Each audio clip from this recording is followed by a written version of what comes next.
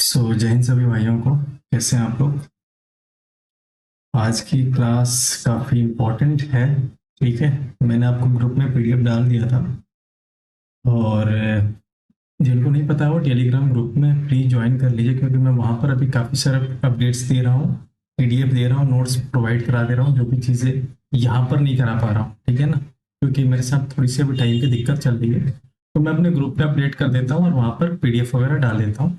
जिनको भी देखना आप ग्रुप ज्वाइन कर सकते हैं, उसका डिस्क्रिप्शन लिंक्स में आप लिंक मिल जाएगा डिस्क्रिप्शन बॉक्स में। ठीक है, आज की बात करें तो आज हम स्पेस मिशंस देखने वाले हैं, क्योंकि हाल के कई सारे एग्जाम्स में एसएससी ने कई सारे क्वेश्चंस यहाँ से पूछे हैं। ठीक है, तो हम थोड़ा सा डेप्थ में जाकर भी कवर करेंगे और कोशिश करेंगे कि जो इम्पोर्टेंट है उसी को अभी लेकर के चलें। ठीक है, और वीडियो के लास्ट में हम कुछ इंपॉर्टेंट बात भी करेंगे। पहले इसको खत्म करते हैं। आज स्पेस मिशन की अगर हम बात करें तो कुछ बेसिक्स पहले स्टार्ट करेंगे, बैकग्राउंड समझेंगे, उसके बाद से हम आ जाएंगे स्पेस मिशन पर। ठीक है, क्योंकि मेरी आदत है कि पहले मैं बैकग्राउंड वगैरह बताता हूँ, उसके बाद से मैं डिटेल में जाता हूँ, ताकि आसान हो जाती है चीजें।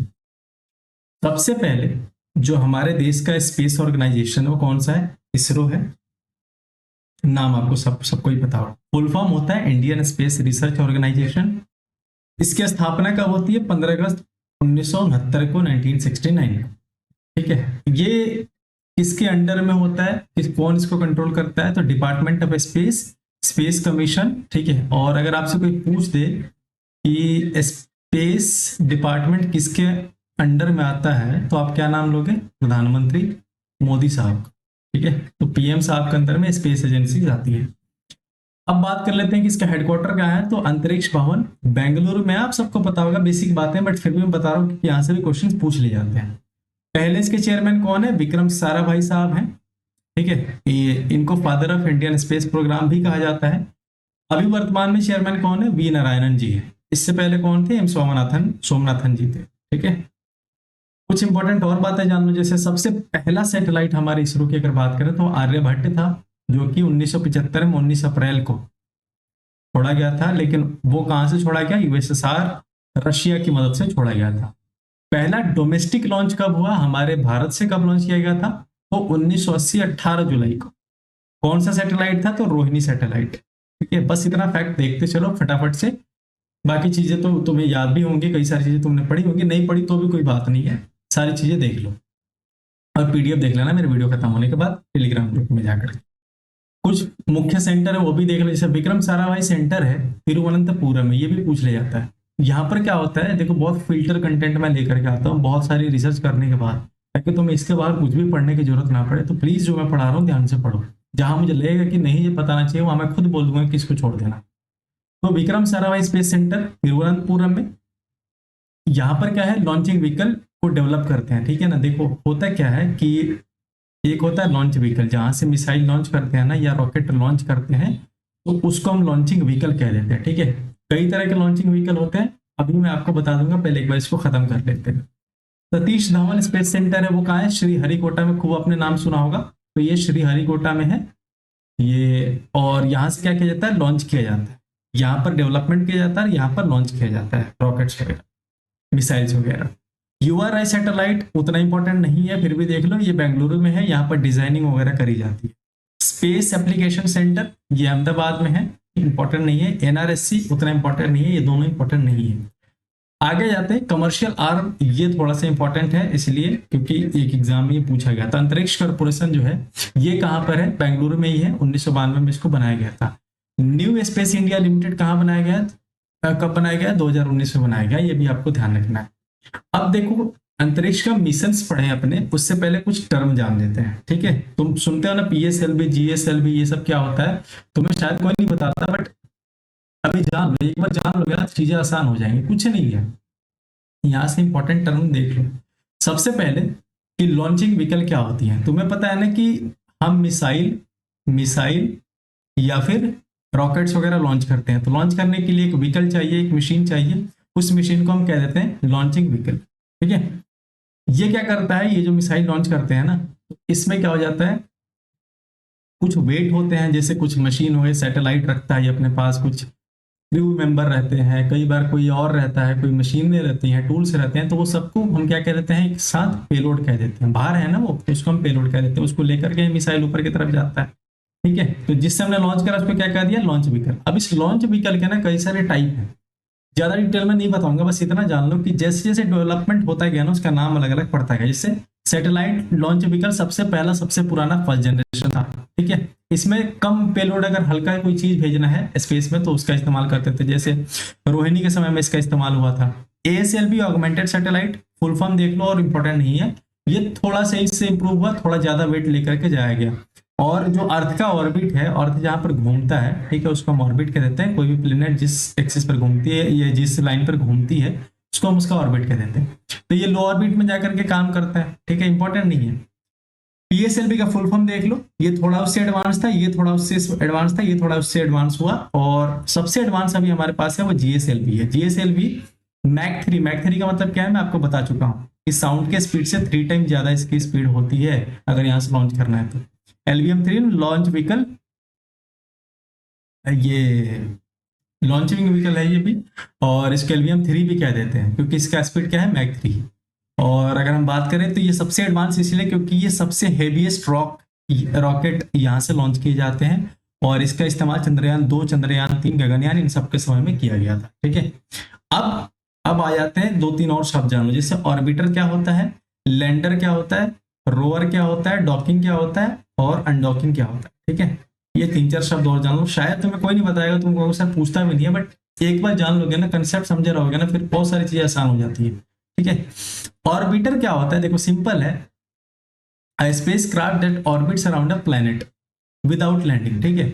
मान लो कि एक स्पेस क्राफ्ट, ठीक है, ये मान लो हमारे को मार्स पर भेजना है अपना स्पेस, तो इसका एक अपना ऑर्बिट होगा, तो इस ऑर्बिट पर जो मशीन घूम रही होगी उसको हम ऑर्बिटर कह देते हैं, पहली बात। दूसरा चीज, अब मान लो हमें मार्स पर इसको उतारना है, तो जो उतारेगा ना, इस पर लैंड कराएगा, उसको हम लैंडर कह देते हैं। सिंपल सिंपल, बस इतना जान लो, ठीक है। जो लैंड कराता है, मान लो मार्स पर अब हमारे को क्या करना है, उतारना है, लैंड कराना है, तो लैंडर कह देंगे। अब जब ये लैंड हो गया हमारा, मान लो मिसाइल या फिर तुम्हारा जो सैटेलाइट था वो लैंड हो गया, तुम्हें पता है ना कि उसमें से खुल करके एक मशीन निकलता है, आपने देखा है वो फिल्म जिसमें शाबाशियां वाला गाना है, ठीक है। तो मिशन मंगल वाला क्या है वो, वही वाला।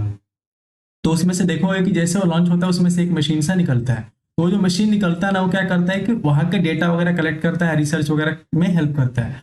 उस मशीन को हम रोवर कह देते हैं, क्या कहते हैं, रोवर कह देते हैं, सिंपल। बस ये 3 चीज हो गई।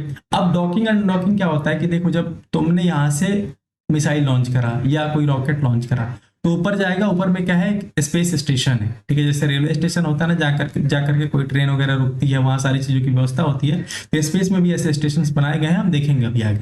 भारत भी बनाने का प्रयास कर रहा है, 2035 हमने लक्ष्य रखा है। तो स्पेस स्टेशन में क्या है कि मान लो किसी कोई सैटेलाइट हमने लॉन्च करा, वहां जाकर के दूसरे सैटेलाइट से वो चिपक करके क्या हो जाएगा, वहां अपना खाना पीना या जो भी आदान प्रदान करना वो करता है, रिसर्च वगैरह करना वो करता है। तो इस प्रोसेस को जब ये जुड़ जाते हैं उसको हम डॉकिंग कह देते हैं, और जब ये अलग हो जाता है, इससे जब नीचे आना है, वापस जमीन पर ले आना है, तो इसको इससे अलग होना पड़ता है, इसको हम अनडॉकिंग कह देते हैं। बस इतने शब्दावली समझ गए तो अब आ जाओ वापिस अपने इंपॉर्टेंट पॉइंट पर, ठीक है। एक एक करके अब सारी चीजों को देखना, मैं बोलूंगा ना तो आसान हो जाएगा, अब मुझे समझाने की जरूरत नहीं पड़ेगी। देखो सारे मिशन देखते हैं इसरो के। तो सबसे पहले जो पुराने मिशन से हमने देखा कि आर्यभट्ट सबसे पहला मिशन था, जो कि 19 अप्रैल 1975 को हुआ। कहाँ से, सोवियत यूनियन यानी USSR से हुआ था, कपुस्तिन यार नाम का जगह है वहां से। और कौन सा लॉन्चिंग व्हीकल था, तो कॉस्मोस 3M था।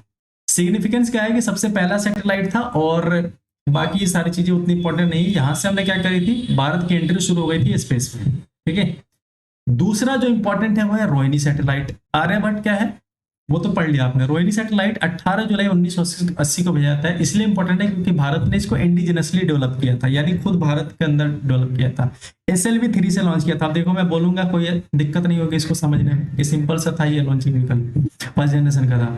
अचीवमेंट की बात करें तो ये पहला सैटेलाइट था जो हमारे भारत से गया था, ठीक है, इंडिजिनसली बिल्ड था, और ये इसका सबसे बड़ा अचीवमेंट है। दूसरा ये है कि इसके बाद से PSLV और GSLV प्रोग्राम बाद में इसको डेवलप किया गया। पता लग गया कि भाई SLV से काम नहीं चलेगा, तो हमें अगर ज्यादा वजन भेजना है तो क्या करना पड़ेगा, PSLV GSLV चीजों को बनाना पड़ेगा। अब मुझे कोई दिक्कत नहीं इनको बोलने में, शब्दों को। अब आ जाते हैं दूसरे तरह के वेबसाइट, एक हो जाता है कम्युनिकेशन सैटेलाइट, जैसे आप टीवी वगैरह देखते हो ना, मोबाइल वगैरह चलाते हो, तो इन सब का भी सैटेलाइट से कनेक्शन होता है। तो ऐसे सैटेलाइट्स को, ठीक है, हमारे भारत का जो सैटेलाइट्स है जो टेलीकम्युनिकेशन वगैरह में हेल्प करता है उसको इनसेट कहते हैं, ठीक है।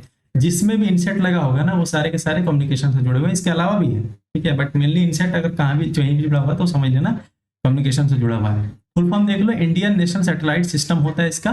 पहला इनसेट कौन सा था? इनसेट 1A, ठीक है, 1982 में छोड़ा गया था। कहाँ से?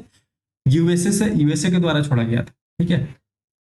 भारत के लिए अभी बहुत ज्यादा ये इंपॉर्टेंट है क्योंकि हम बहुत ज्यादा इनसेट वगैरह यूज करते हैं टेली कम्युनिकेशन में, टीवी ब्रॉडकास्टिंग में, ठीक है, वेदर के फोरकास्टिंग में, इन सब में हम काफी ज्यादा इसके इस्तेमाल करते हैं। डिजास्टर वार्निंग में ये काफी हेल्प करता है। आईआरएस की बात करें तो इंडियन रिमोट सेंसिंग सैटेलाइट। देखो रिमोट सेंसिंग मैंने आपको जियोग्राफिक क्लास में बताया था, अगर आपको ध्यान हो तो। रिमोट सेंसिंग का इस्तेमाल करते हैं, मान लो जमीन पर कोई मैपिंग करना है, ठीक है, मैपिंग करके पता लगाना है कहाँ की जमीन कितनी अच्छी है, फसल के लिए कितनी अच्छी है, रिसोर्स के लिए कितनी अच्छी है, और चीजों के लिए कितनी अच्छी है। तो उसके लिए रिमोट सेंसिंग इस समय का सबसे एडवांस टेक्निक में से एक है।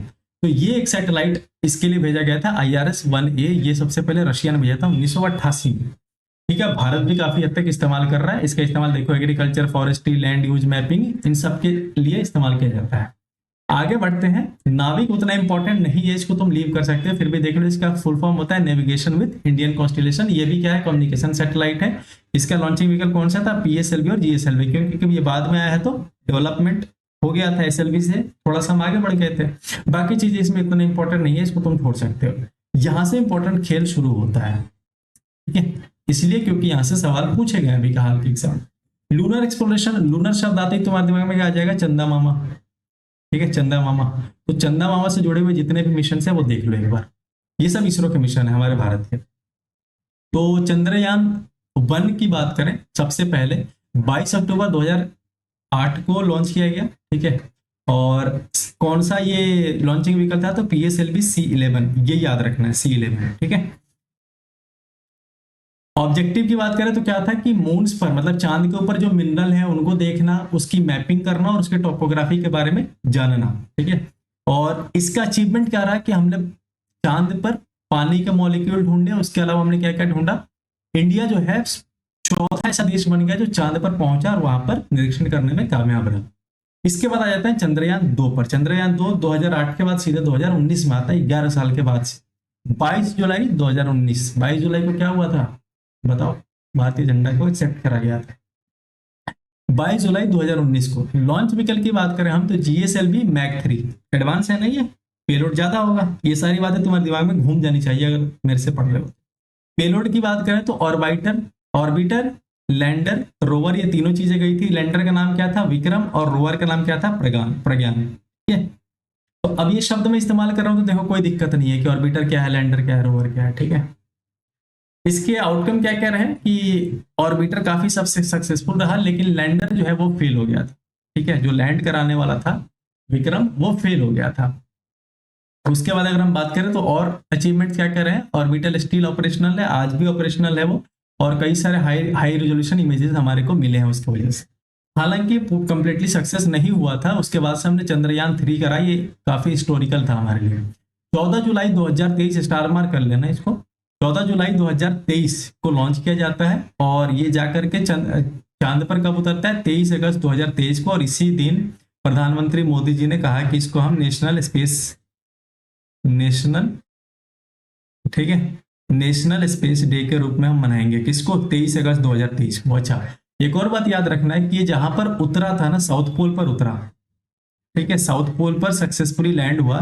तो उस पॉइंट पर जहां पर ये लैंड हुआ था, ठीक है, लैंडिंग पॉइंट को हमने नाम क्या दे दिया था? हमने नहीं, मोदी जी ने नाम क्या दे दिया था? शिव शक्ति पॉइंट, ठीक है, शिव शक्ति पॉइंट, ठीक है। इसके अलावा अगर हम बात करें तो जहां पर चंद्रयान 2 का फुटफॉल हुआ था, ठीक है, जहां से वो फेल हो गया था, तो चंद्रयान 2 के लॉन्चिंग साइट का जो जो जगह पर जहां पर वो खत्म हुआ था, उसको क्या नाम दिया गया? तिरंगा पॉइंट। ये भी ध्यान रखना है, ये भी पूछा गया काफी सारे एग्जाम में। बस हो गया खत्म ये, तिरंगा पॉइंट, ठीक है। अब देखो चंद्रयान 3 की अगर हम बात करें तो हमने देख लिया 14 जुलाई 2023 को लॉन्च किया जाता है। LMB-3 से लॉन्च किया जाता है। इसमें भी लैंडर कौन था? विक्रम। विक्रम एक हमारे यहाँ बाइक चलाता है, बहुत बढ़िया लैंडिंग कराता है वो भाई। और रोवर की बात करें तो प्रज्ञान था, ठीक है। अचीवमेंट्स क्या रही, भारत पहला ऐसा देश बन गया जो जिसने सॉफ्ट लैंडिंग करी। देखो एक समय ऐसा था कि हम लैंड ही नहीं कर पाए, और एक समय ऐसा रिकॉर्ड बनाया कि हम सबसे सॉफ्ट लैंड करने वाले देश बन गए। ठीक है, कहां पर लैंड करा था हमने? मून के साउथ पोल पर, मून के दक्षिणी ध्रुव पर। ठीक है, और चौथा ग्लोबली, हम पूरे दुनिया में चौथे ऐसे ग्लोबली बने जो कि लैंड करे थे मून पर। ठीक है, सॉफ्टली लैंड किए थे। आउटकम क्या रहा कि रोवर से हमारे को पता चला, रोवर पता है ना कि रिसर्च के लिए इस्तेमाल होता है, जो सैटेलाइट बाहर निकलता है। तो इससे क्या पता चला कि वहां पर सल्फर और अदर मिनरल्स अवेलेबल है, बस इतना ही ध्यान रखना है। अब आ जाते हैं मार्स मिशन पर, यानी मंगल के मिशन पर। ठीक है, मार्स यानी क्या हो जाता है आपका? मंगल के मिशन पर। ठीक है, तो मंगल मिशन की बात करें तो सबसे पहला तुम्हें याद ही है मंगलयान। मंगलयान कब हुआ? 5 नवंबर 2013। ठीक है, अभी हमारा बेबी आने वाला है, तो अभी हम देखेंगे। इसका पूरा नाम क्या था? Mars orbiter mission. Launching vehicle कौन सा था? PSLV C-25, इतना याद रखना है। ठीक है, ऑब्जेक्टिव क्या था कि जो मार्स है उसका सरफेस कैसा है, एटमॉस्फेयर कैसा है, मीथेन का प्रेजेंस है या और क्या क्या चीजें वहां पर अवेलेबल है वहां के एटमॉस्फेयर में, वो सारी चीजों को देखना। भारत अचीवमेंट क्या कर रहे हैं? भारत एशिया का पहला देश बना जो मार्स के ऑर्बिट में पहुंचा, और पहली अटेम्प्ट में कामयाबी पाने वाला भारत पहला देश था पूरी दुनिया में। ठीक है, और 2022 तक ये इंपॉर्टेंट नहीं है, बस ये दो बातें ध्यान रखनी है आपको मार्स मिशन के बारे में। सोलर एस्ट्रोनॉमी की बात करें, जो सूर्य से जुड़े हुए मिशन हैं, ठीक है, सूर्य से जुड़े हुए मिशन हैं, उनके बारे में अगर बात करें तो सबसे इंपॉर्टेंट है आदित्य L1। यहाँ से अब स्टेनो में क्वेश्चन पूछा गया। आदित्य L1 की बात करें तो 2 सितंबर 2023 को लॉन्च किया जाता है, और इसको किसके द्वारा लॉन्च किया जाता है? C-57 के द्वारा। ठीक है, देखो जैसे जैसे ईयर बढ़ेगा ना, इसका नंबर बढ़ेगा। जैसे अब C-57 हो गया ना, अगले मिशन में C-58 यूज होगा, अगले में C-59, अभी रिसेंटली C-61 यूज हुआ था, अभी हम देखेंगे E-09 मिशन में।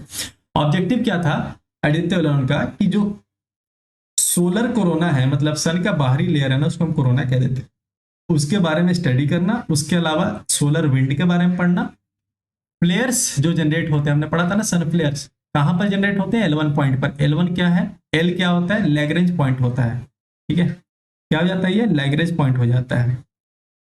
अब लैग्रेंज पॉइंट क्या हो जाता है? लैग्रेंज पॉइंट वो पॉइंट है जहां पर आपका सन और मान लो ये अर्थ है, ठीक है, तो दोनों अपना अपना ग्रेविटेशन लगा रहे होंगे, दोनों अपना अपना ग्रेविटेशन लगा रहे थे, तो ऐसा एक बिंदु आता है जहां पर दोनों का ग्रेविटेशन क्या हो जाता है? इक्विवेलेंट में आ जाता है। इक्विवेलेंस मतलब बैलेंस हो जाता है, ऐसे समझ लो यहाँ पर क्या हो जाता है? बैलेंस हो जाता है। ठीक है, बराबर हो जाता है।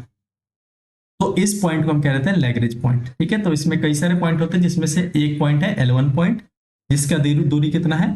तकरीबन 15 लाख किलोमीटर हमारे से।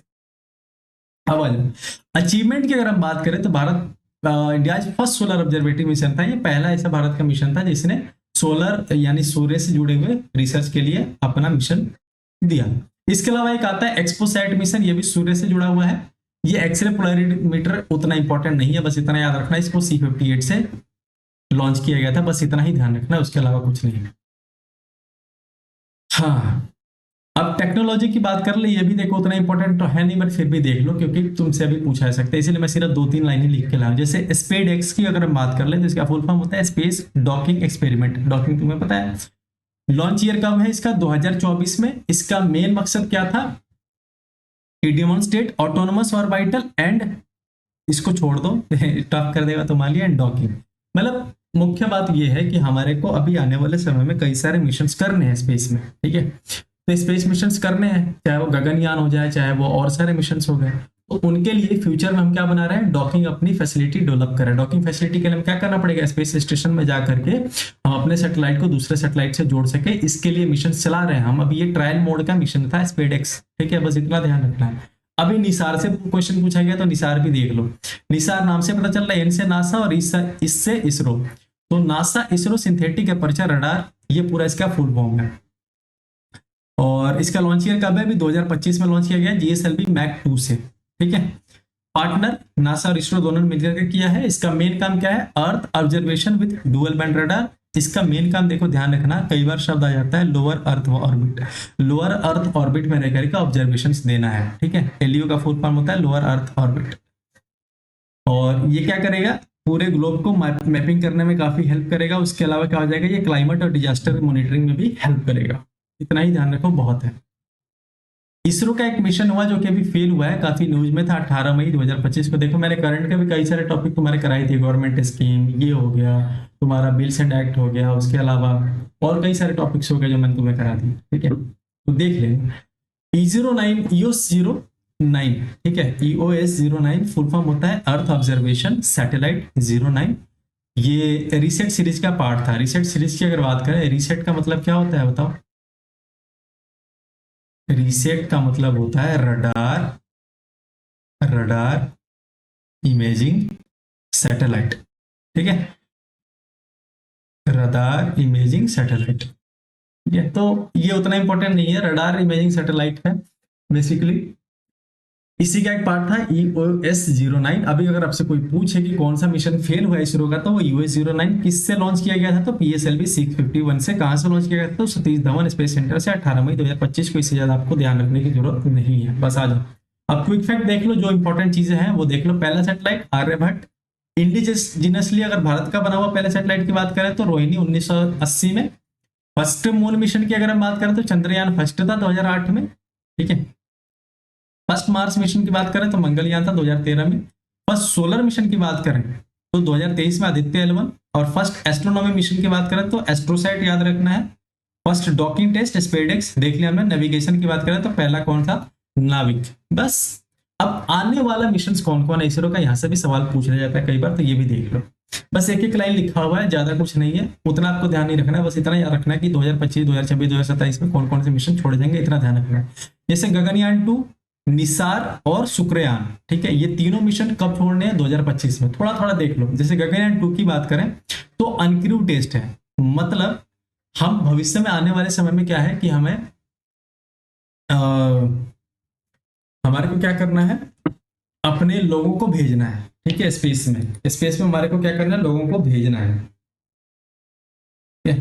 तो उसके लिए कई सारे ट्रायल्स चल रहे हैं, कई सारे ट्रायल्स चल रहे हैं। तो उसके लिए एक ट्रायल ये भी था, गगनयान 2 हमारे को 2025 में करना है। Human space flight precursor test, life support, safety system, ये सारी चीजें हमारे को टेस्ट करना है। निसार की बात करें तो तुम्हें बता दिया मैंने। शुक्रयान में क्या है कि वीनस जो शुक्र ग्रह है उसके स्टडी के लिए हम इसको प्लान कर रहे हैं, और यही सारी चीजें। उसके बाद अगर हम आगे बढ़ जाएं तो कहा गया, हाँ 2026 में देख लो क्या क्या है, कौन कौन से मिशन आने वाले। एक तो गगनयान 3 और दूसरा मंगलयान 3। मंगलयान 2, गगनयान 3 में मिशन क्या है कि हम पहला ऐसा इंडियन होगा, पहला ऐसा इंडियन स्पेस मिशन होगा जिसमें हम अपने लोगों को, अपने एस्ट्रोनॉट्स को भेजेंगे। स्टार मार्क कर लो, ये आने के चांसेस बहुत ज्यादा है। कौन सा मिशन होगा, गगनयान 3 कब कब भेजना है, 2003 में, ठीक है। मंगलयान 2 की अगर हम बात करें, देखा ना मंगलयान पहला भेजा जा चुका है, अब दोबारा भेजने की तैयारी कब चल रही है, 2026 में। सिंपल, इतना ही ध्यान रखना। 2027 में चंद्रयान, चंद्रयान 4, ठीक है, चंद्रयान 4 2027 में हमारे को भेजना है। और इसका मेन मिशन है कि लूनर सैंपल को लेकर के रिटर्न हो जाए, ठीक है, वहां से मिट्टी वगैरह कलेक्ट करके ले आए शिव शक्ति पॉइंट के आसपास से, और हमारे को बताए, ठीक है। चलो आगे बढ़े। एक और बात याद रखना है यहाँ पर कि देखो समुद्रयान, अगर आपसे पूछ ले समुद्रयान, ठीक है, समुद्रयान की बात अगर हम कर लें तो समुद्रयान देखो इसका क्या कहें कि हम्म,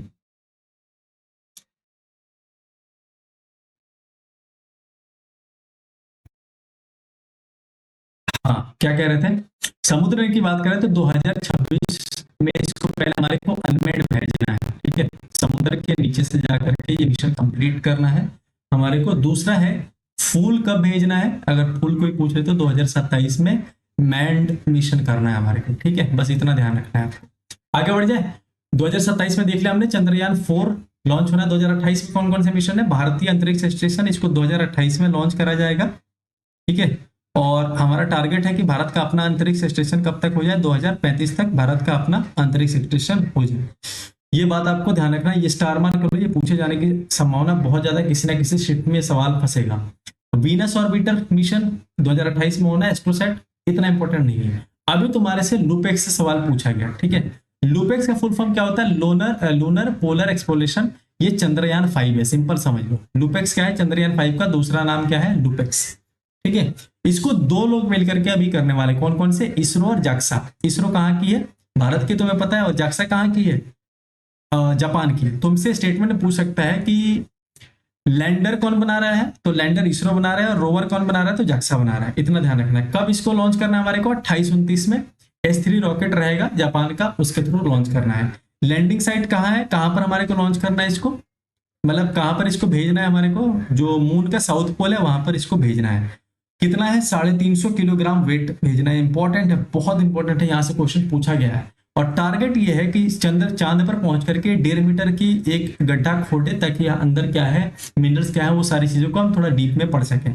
ठीक है, वही बात यहाँ लिखा गया कि वहां पर वाटर राइस, इन सब चीजों को देखना है, वहां की ज्योग्राफी को समझनी है, थर्मल प्रॉपर्टी को समझनी है। ठीक है, और हमारा फ्यूचर जो ह्यूमन बेस जो लूनर मिशन होना है 2040 में, हमारा गोल है कि हम अपने चांद पर लोग भेज करके भी ट्राई करेंगे, तो उसमें भी काफी ज्यादा ये हेल्प करेगा। और ये भारत जापान के रिश्तों के, स्पेस मिशन के रिश्तों को काफी ज्यादा स्ट्रेंथन करेगा। अब अगर बात करें, ये भी बहुत इंपॉर्टेंट है, स्टार मार्क कर लो। अभी ये खूब देखा होगा आपने शुभांशु शुक्ला के बारे में। शुभांशु शुक्ला कौन से रैंक पर थे, ग्रुप का कैप्टन थे, ये भी याद रखना है आपको। ग्रुप कैप्टन शुभांशु शुक्ला, ठीक है, ये भी आपसे पूछा जा सकता है। शुभांशु शुक्ला ग्रुप कैप्टन के इक्विवेलेंट रैंक ऐसे ही पढ़ा करो तुम। आर्मी में कौन सा है, नेवी में कौन सा है, चेक करके आप मुझे बताओगे कमेंट बॉक्स में, थोड़ा तुम्हें याद रहेगा। एक्सियो 4 की बात करें तो एक्सियो 4 मिशन बहुत इंपॉर्टेंट है, इसलिए क्योंकि अभी हाल में हुआ है और काफी न्यूज में रहा है। तो इसका ऑपरेटर कौन था, एक्सियोम स्पेस नाम की एक संस्था है, वो थी। किस किसके साथ पार्टनरशिप में थी, नासा और स्पेसएक्स दोनों एक दूसरे से पार्टनरशिप करके इसको हेल्प कर रहे थे। नासा तुम्हें पता ही है, और स्पेसएक्स एलोन मस्क वाली। 4 लोग इसमें गए हैं। 4 लोग कौन कौन से थे, सबसे पहले जो कमांडर थे इसके, इस मिशन के, वो थे पिगी विट्सन, यूएसए। तुम्हें पता ही है कि जब अमेरिका वाले भेज रहे तो अमेरिका वाला ही कमांडर होगा। पायलट जो थे, हमारे लिए अभिमान की बात है, वो कौन थे, ग्रुप कैप्टन शुभांशु शुक्ला जी। और मिशन के स्पेशलिस्ट 2 लोग थे, एक पोलैंड से थे और एक हंगरी से। ठीक है, इसकी याद रखना, देखो देख रहे हो, इसकी, ठीक है, तो ये पोलैंड से थे, इनका नाम जो भी पढ़ लेना। और टिबोर कापू हंगरी से थे। बस ये 4 लोग थे। लॉन्च डिटेल की बात करें, यहां से सवाल पूछा जा सकता है, कहां से लॉन्च किया गया, तो फाल्कन 9 से। कहां पर ये फाल्कन 9, स्पेसएक्स का ही है ये। ठीक है, फाल्कन 9 ब्लॉक 5 ये पूरा उसका नाम है, लॉन्चिंग साइट व्हीकल का ये। और जो क्रू गई थी उसको ड्रैगन ग्रेस भी कह देते हैं। टाइम और डेट क्या था, 25 जून को ये लॉन्च किया गया 2025 में। टाइमिंग ये था, देखो 6:31, और वहां का जो लोकल टाइम था वो 2:31 था। लॉन्च कॉम्प्लेक्स की अगर हम बात करें तो कहां से लॉन्च किया गया, LC-39 है, इंपॉर्टेंट नहीं है, ये इंपॉर्टेंट है। ठीक है, कैनेडी स्पेस सेंटर बहुत इंपॉर्टेंट है, याद रखना, कैनेडी स्पेस सेंटर से लॉन्च किया गया, पूछा जा सकता है। मिशन टाइमलाइन की अगर हम थोड़ा सा देख लें तो डॉकिंग इसकी कब हुई, डॉकिंग मतलब जाकर के सेटेलाइट से कब जुड़ा, 25 को यहाँ से गया और 26 से जाकर के ये देख रहे हो आप, इस स्पेस स्टेशन में जाकर के डॉकिंग हो गई, मतलब दूसरे सैटेलाइट से जुड़ गया और अपने काम शुरू कर दिया इसने। 10:30 बजे, इंपॉर्टेंट नहीं, बस 26 जून को ये पहुंच गया था। 18 दिन तक ये मिशन चला, 282 ऑर्बिट्स इन्होंने कंप्लीट करी, और तकरीबन 12 मिलियन किलोमीटर का सफर इन्होंने तय करा। अनडॉकिंग कब हुई है, 14 जुलाई को, मतलब वहां से निकला है। और स्प्लैश डाउन यानी आकर के यहाँ कब गिरा है, 15 जुलाई 2025 को। कहां पर गिरा, कैलिफोर्निया कोस्ट, पैसिफिक ओशियन में। बहुत इंपॉर्टेंट है, स्टार मार्क कर लो। अब मिशन के कुछ हाईलाइट रहे, क्या क्या हाईलाइट रहे, जैसे इसमें 60 से ज्यादा एक्सपेरिमेंट, ठीक है, करे गए थे, और 31 कंट्रीज ने इसमें पार्टिसिपेट करा था। ठीक है, जैसे इंपॉर्टेंट कौन सा है, माइक्रोग्रेविटी। ठीक है, थोड़ा सा लेवल बढ़ाओ, क्योंकि जैसे लेवल बढ़ा ना एसएससी का, पूछेगा फिर तुम मुंह खोल के बैठ जाओगे, कहोगे पता नहीं है, किसी ने पढ़ाया नहीं। उसके अलावा अगर बात करें तो वैसे हथियार लेकर जाओ ना, कि पूछ ले भाई तुझे जो पूछना है, हम सब लेकर के आए, पढ़ के आएंगे पेपर, सीधी बात है। तो देखो, माइक्रोग्रेविटी मैं इतना ही लिख करके ला जितना तुम्हारे काम का है। मैं चाहूँ तो 5 पन्ने का तो सिर्फ ये एग्जाम पढ़ा सकता हूँ। इंट्रोड्यूस क्या करा इन्होंने, इंट्रोड्यूस करा था वेरिएबल हेल्थ टेक अब्रोड, ये इंपॉर्टेंट नहीं है, छोड़ देना। ठीक है, ये सिग्निफिकेंस के बारे में थोड़ा सा देख लो। पहली बार ऐसा हुआ है, ठीक है, marked return to space for India, Poland, Hungary, each sending astronaut. पहली बार ऐसा हुआ है कि 40 साल में, ठीक है, इंटरनेशनल स्पेस स्टेशन ने, इन कुछ कंट्रीज ने पहली बार अपने लोगों को भेजा और वहां से वापस बुलाया। ठीक है, उसके बाद अगर हम बात करें तो भारत का जो गगनयान मिशन होना है, जैसे हमने पढ़ा, उसके लिए काफी बड़ा न्यूज है, ठीक है, काफी बड़ा अचीवमेंट है। दूसरा ये, जो हमारे शुभांशु शुक्ला जी थे वो स्पेस में जाने वाले 634वें नंबर पर्सन बन गए। ये सवाल ऐसे तरीके के सवाल पूछ लेता है एसएससी, तुम्हें भी पता है, मुझे पता है। और एक्सटेंडेड थोड़ा सा बात करें तो पीगी विट्सन जो थे ये 695 दिन कंप्लीट करने वाले एस्ट्रोनॉट बन गए हैं। अब एक और जो काफी न्यूज में था वो था बोइंग का स्टार लाइनर, इसलिए था क्योंकि यहाँ पर हमारी सुनीता दीदी गई हुई थी, सुनीता विलियम्स गई हुई थी और बुच विल्मोर, ये दोनों गए हुए थे। कितने दिन तक रहे हैं? 286 दिन तक। और ये फर्स्ट क्रू टेस्ट था किसका? बोइंग स्टार लाइनर का। स्टार लाइनर तुम्हें पता है ना, स्पेस से वो लोग काफी सारी चीजें काम करने की कोशिश कर रहे हैं। और पहली महिला रही Sunita Williams to fly on maiden crewed mission, ठीक है, क्रू मिशन में फ्लाई करने वाली पहली महिला कौन रही है? हमारी सुनीता विलियम जी, सुनीता दीदी। कितने दिन रही है जाकर के? 286 दिन। बहुत इंपॉर्टेंट है, याद रखना। ड्रैगन फ्लाई एक मिशन है जो कि वैसे का मिशन है, होने वाला है, वो नासा के द्वारा परफॉर्म किया जाएगा, 2027 के लिए शेड्यूल है। इसका मेन टारगेट ये है कि जो शनि है ना, शनि ग्रह है, अरे जो तुम्हारे कुंडली में वो वाला शनि ग्रह नहीं, असली का जो शनि ग्रह है, सैटर्न जिसको हम कहते हैं, उसका एक मून है, तुम्हें पता है, टाइटन उसका सबसे बड़ा मून है। तो उसके बारे में स्टडी करना, उसको एक्सप्लोर करना, ठीक है, उसके लिए मिशन रखा गया ड्रैगन फ्लाई। एक मिशन है M2 रेजिलियंस या लूनर मिशन की बात करें तो ये जाक्सा के द्वारा 2025 जनवरी में इसको लैंड लॉन्च किया गया है। ये भी उतना इंपॉर्टेंट नहीं है, इसका मेन मकसद ही था, देखो लूनर मिशन है तो क्या होगा, चांद के जो मिट्टी है, वहां का वाटर है, इन सबको टेस्ट करना और बाकी चीजें वहां के बारे में स्टडी करना। तियानवेन तुमसे सिर्फ पूछा जा सकता है कहाँ का, ये कौन सा मिशन है, तो जापान, जाक्सा कहाँ का है? जापान का है, ठीक है, जाक्सा कहाँ का है? जापान का। तो तियानवेन तुमसे पूछ ले कौन से देश का है, तो तियानवेन कहाँ का है? चाइना का, ठीक है। इसका मेन मकसद था कि एस्टेरॉइड सैंपल लेकर के आना, जो हमारे ग्रह है ना, आपको पता नहीं कि एस्टेरॉइड बेल्ट है, तो एस्टेरॉइड बेल्ट से एस्टेरॉइड सैंपल्स को ले आना। जो सबसे नजदीकी हमारा एस्टेरॉइड है कौन सा है? जो हमारा अर्थ का नियरेस्ट एस्टेरॉइड एक है, काफी का क्लोज में है, कामो कामो ओलेवा, ठीक है। तो वहां से मिट्टी वगैरह कलेक्ट करके, 100 ग्राम मिट्टी वगैरह कलेक्ट करके ले आना वापस पृथ्वी पर, और उसको रीड करना। ये सब काम चाइनीज ही कर सकते हैं भाई, सच में। तो ये था तियानवें मिशन। अब था एक जूस मिशन। तो जूस मिशन में क्या था? Jupiter IC moons explorer. ये किसके द्वारा था? यूरोपियन स्पेस एजेंसी के द्वारा। उतना इंपॉर्टेंट नहीं है, बस देख लेना, ठीक है, छोड़ दो इसको, बस हो गया आपका खत्म। अब थोड़ा सा देख लो कि जितने भी इंपॉर्टेंट इंपॉर्टेंट देश हैं उनके जो स्पेस एजेंसीज हैं उनके नाम देख लो, कब हुआ था, ये इंपॉर्टेंट नहीं है। जैसे अमेरिका का अपना स्पेस एजेंसी कौन सा है? नासा है, तुमने भी सुना होगा, हमें पता है। फुल फॉर्म क्या होता है? National aeronautics and space administration. China का जो है वो कौन सा है? सी नासा, ऐसे याद रखना, सी नासा, ठीक है। तो चाइना ने सबको नाश दिया है ना, तो ऐसे ही याद रख सकते हो, चाइना नेशनल स्पेस एडमिनिस्ट्रेशन, ठीक है। ईयर इंपॉर्टेंट नहीं है, ईयर नहीं देखना है। रशिया का कौन सा है? रॉसकॉस्मोस, ये तो तुम्हें पता ही होगा। फ्रांस का कौन सा है? सीनेस, ठीक है, सीनेस। फुल फॉर्म इंपॉर्टेंट नहीं है इसका। जापान का जाक्सा है, जाक्सा एरोस्पेस एक्सप्लोरेशन एजेंसी, पूछा गया है। इटली का इंपॉर्टेंट नहीं है। यूके का देख लो, United Kingdom space agency, UK इससे बस। पाकिस्तान को कौन पूछता है भाई, इनके पास है भी क्या? इसरो तुम्हें पता है, ऑस्ट्रेलिया का ऑस्ट्रेलिया स्पेस एजेंसी, बस खत्म हो गया बात। अब क्या करना है, तुम्हें जाना है अभी ग्रुप में, और मैंने पीडीएफ अपलोड कर दिया टेलीग्राम ग्रुप पर, तो वहां से डाउनलोड कर आराम से इसको एक बार गो थ्रू कर लेना, सारे स्पेसिफिकेशन कंप्लीट हो जाएंगे। अगर क्वेश्चंस आ रहे हैं छूटने नहीं चाहिए, अगर छूट गए तो बहुत पिटूंगा मैं तुमको, सही बता रहा हूँ, ठीक है। और अब इसके अलावा जो है देखो, एक दो टॉपिक और मैं कराने का सोच रहा हूँ, जैसे कि एक तो इम्पोर्टेंट है म्यूजिशियंस, एक्सपोनेंट, ये सारी चीजें, इंस्ट्रूमेंट, ये सारी चीजें मैं करा दूँ एक वीडियो में। और दूसरा थोड़ा ब्रीफ में ह्यूमन ज्योग्राफी आपको कराने का मैंने पहले भी बोला है, तो अभी भी मैं सोच रहा हूँ, ठीक है। अब दिक्कत ये है कि मेरे को अभी 10 से लेकर 17 तक कंप्लीटली ट्रेवल करना है, तो वो भी काफी डिस्टर्बेंस है, बट मैं कोशिश करूंगा 10 तारीख से पहले तक हम इसको खत्म कर लें। और बाकी जितनी चीजें मैंने दी हुई है, चाहे वो मटेरियल की बात हो जाए, चाहे वो वीडियोस की बात हो जाए, आपको अलग से भी कुछ भी पढ़ने की जरूरत नहीं, आप सिर्फ उसको रिविजन करो, यकीन मानो, भरोसा रखो, आप आग लगा कर आओगे पेपर में, ठीक है ना।